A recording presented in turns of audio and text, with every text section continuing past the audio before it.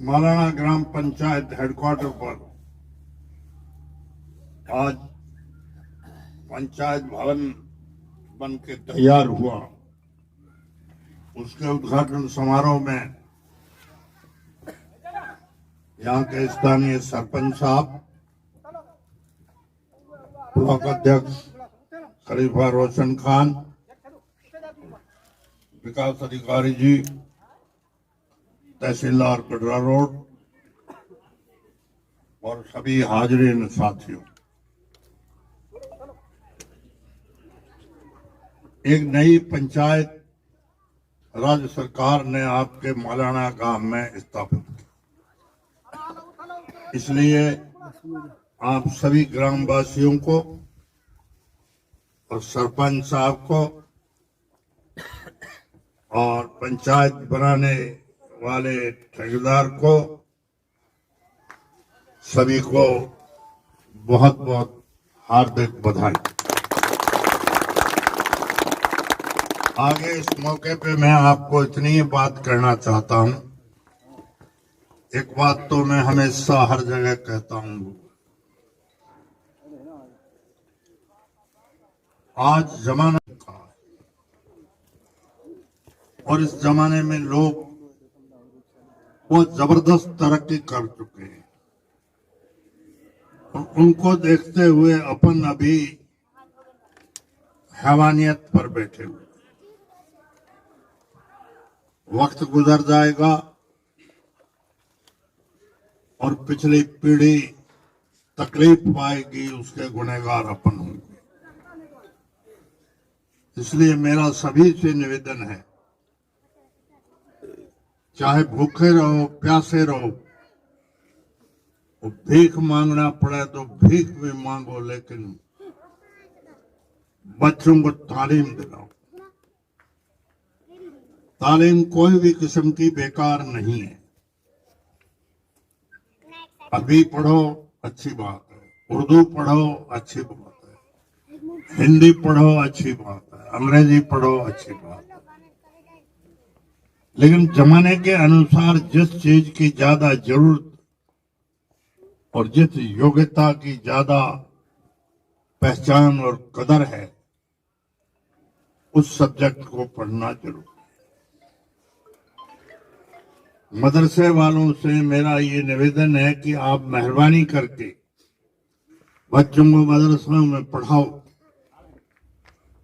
आपके मदरसे का टाइम आपके हाथ में मुकर करना है कि कितने बजे से कितने बजे, और गवर्नमेंट की स्कूलों का टाइम गवर्नमेंट ने तय कर रखा है।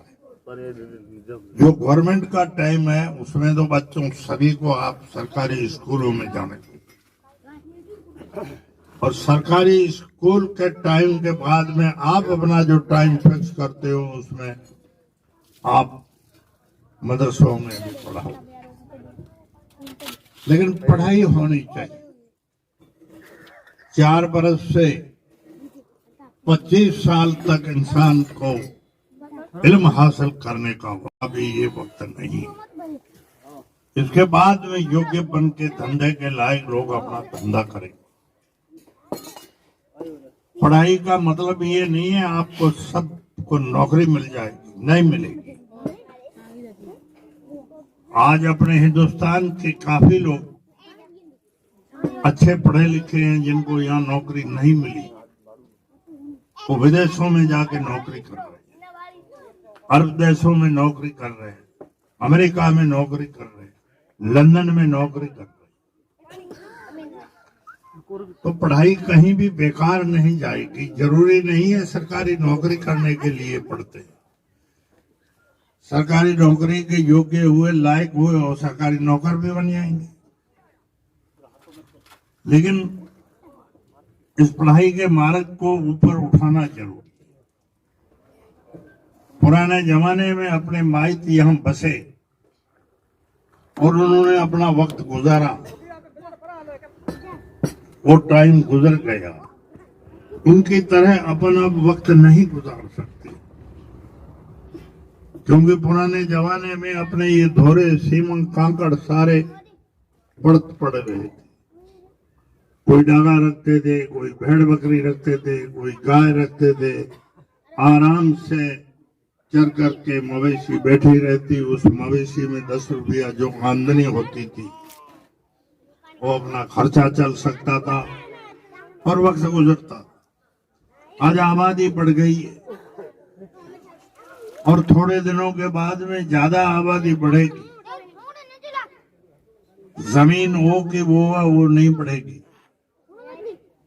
मिसाल के तौर पर मैं बात कहता हूं, हमारे बाप के और बाप के सब तब 850 बीघे का पट्टा बना। फिर 2 भाइयों का विभाजन हमने किया तो 425 का पट्टा बना। फिर हम एक बाप के बेटे 3 हुए तो हमको 125 का पट्टा मिला। और हमारे बच्चों में कल जमीन तकसीम हो जाएगी तो 25-30 बीघा हो जाएगी।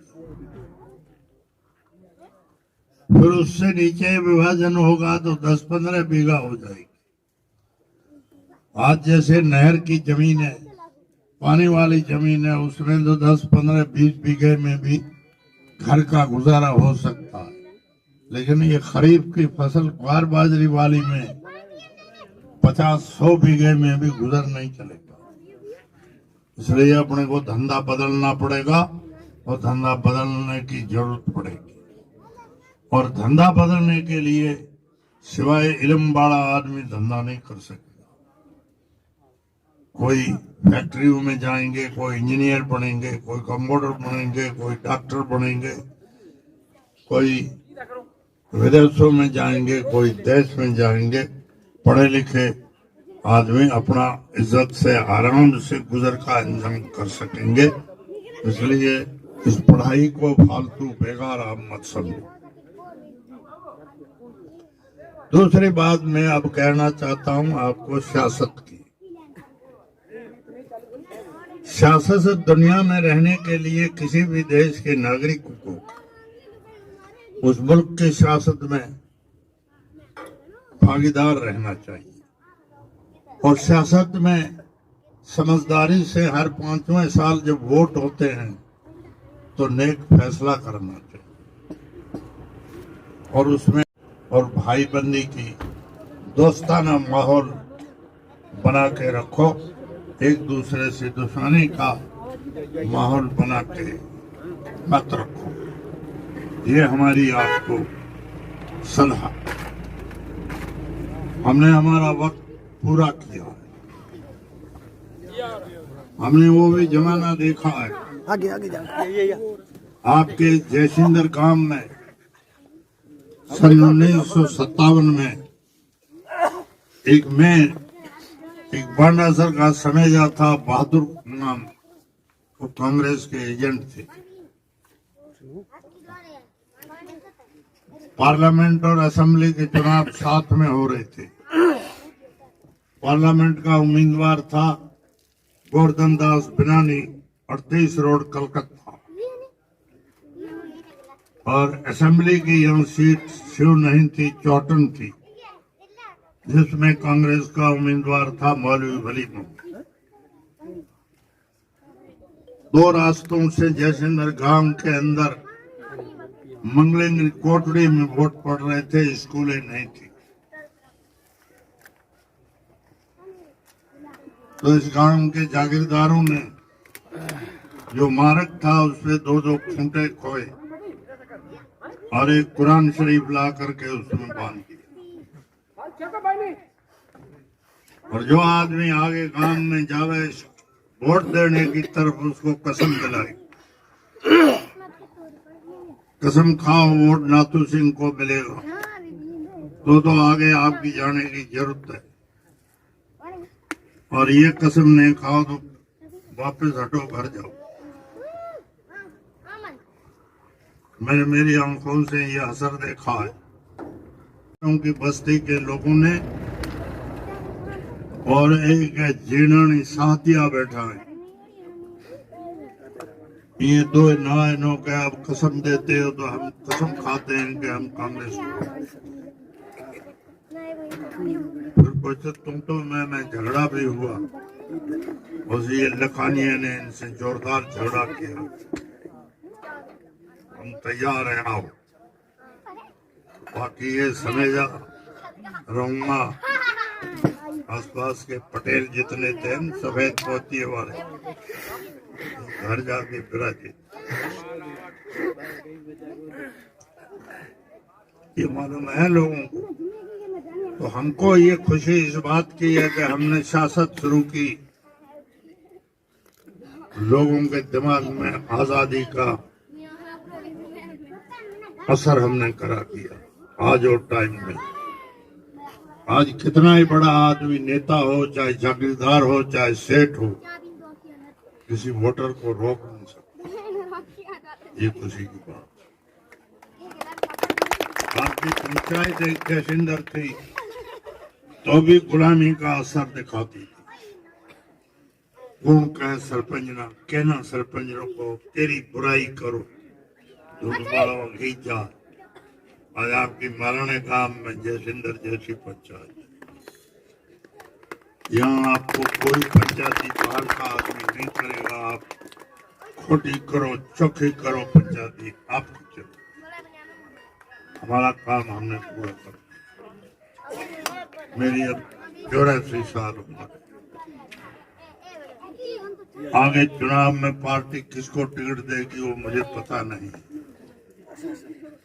लेकिन हम कहते हैं कि आप एक होकर न डालो। ऐसा दिमाग रखो तो अपनी कुछ पूछ रहेगी, अपनी कोई लोग खर्च करेंगे, कोई बात मानेंगे, और फूट पड़ गई तो अपने को कोई नहीं पूछेगा। ये बात कहते हुए उन्हें आप सभी को बहुत बहुत नई पंचायत की बधाई और हमारा इंतजार किया, हमारी बात सुनी।